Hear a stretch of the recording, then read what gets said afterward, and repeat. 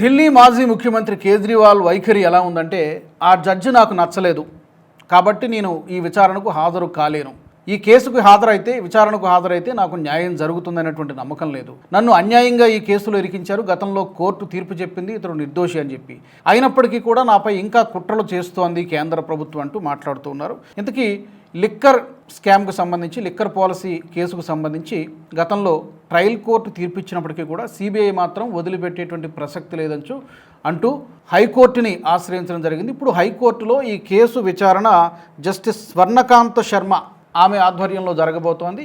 ఆమె ఆర్ఎస్ఎస్ భావజాలం కలిగినటువంటి వ్యక్తి. ఆమె గతంలో పలు సందర్భాల్లో ఆర్ఎస్ఎస్ కార్యక్రమాలకు హాజరయ్యారు. ఆమె బీజేపీ ఏజెంట్ అంటూ కేజ్రీవాల్ మాట్లాడుతున్నారు. కాబట్టి ఆమె ఆధ్వర్యంలో నిష్పక్షపాతంగా విచారణ జరుగుతుందనేటువంటి నమ్మకం నాకు లేదు. కాబట్టి నేను స్వయంగా కానీ లేదా నా అడ్వకేట్ ద్వారా కానీ ఆమె ముందు నేను హాజరు కాలేను అని చెప్పి ఒక లేఖ కూడా ఆమెకు రాశారు. అంతేకాకుండా నేను గాంధేయ మార్గాన్ని అనుసరిస్తాను, నేను గాంధీ విగ్రహం ఎదుట దీక్ష తీసుకుంటాను అని చెప్పి నేను సుప్రీంకోర్టుకి వెళ్తాను, ఆమె ఇచ్చినటువంటి తీర్పు పైన నేను సుప్రీంకోర్టుకి వెళ్తాను, నేను చాలా నిర్దోషిని, నాకు ఏ పాపం తెలియదు అంటూ కేజ్రీవాల్ మాట్లాడుతూ ఉన్నారు. మరి దీనికి సంబంధించి ఆయనకు 2-3 కారణాలు కూడా చెప్పారు. ఒకటి, స్వర్ణకాంత శర్మ కేంద్రంతో సన్నిహిత సంబంధాలు కలిగి ఉన్నారు, లేదా ఆర్ఎస్ఎస్ భావజాలం కలిగినటువంటి వ్యక్తి, ఆమె పిల్లలు కూడా కేంద్ర ప్రభుత్వంతో సంబంధాలు ఉన్నాయి, ప్యానెల్లో కేంద్ర ప్రభుత్వ ప్యానెల్ లాయర్స్గా చేస్తూ ఉన్నారు.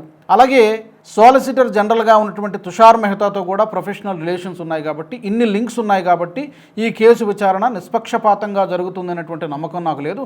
మరొకసారి నన్ను ఈ కేసులో ఇరికించి నన్ను బలిపశువుని చేయడానికి బీజేపీ ప్రయత్నం చేస్తోందంటూ కేజ్రీవాల్ ఆరోపిస్తున్నారు. నిజానికి కోర్టుల్లో జడ్జిలు ఎవరుండాలి అనేది కోర్టులు నిర్ణయిస్తే దానికి ఒక వ్యవస్థ ఉంటుంది. కానీ మన ఇష్టాయిష్టాలను బట్టి జడ్జిలు ఎవరుండాలో, నాకు ఈ జడ్జి కావాలని చెప్పి చిన్నపిల్లాడు మారం చేసినట్టు కుదరదు. మరి ఒక ముఖ్యమంత్రిగా చేసినటువంటి వ్యక్తి ఇంత హాస్యాస్పదంగా ఎందుకు మాట్లాడుతున్నారు? మరొకసారి డ్రామా ప్లే చేస్తున్నట్టుగా కనబడుతోంది. ఈ కేసు నుంచి ఎస్కేప్ కావడానికి ట్రయల్ కోర్టు తీర్పిచ్చినంత మాత్రం అది ఫైనల్ కాదు, దానిపైన అప్పీల్స్ కూడా ఉంటాయి. కాబట్టి మరి ఈ విచారణలో ఏం జరుగుతుందో చూడాలి. విచారణకు హాజరు కాకపోతే నెక్స్ట్ హైకోర్టు స్టెప్ ఏంటి, హైకోర్టు ఏం చేయబోతుంది, దాని మీద ఏమైనా డిసిప్లినరీ యాక్షన్ తీసుకునేటువంటి అవకాశం ఉంటుందా, ఏం జరుగుతుందనేది చూడాల్సినటువంటి విషయం.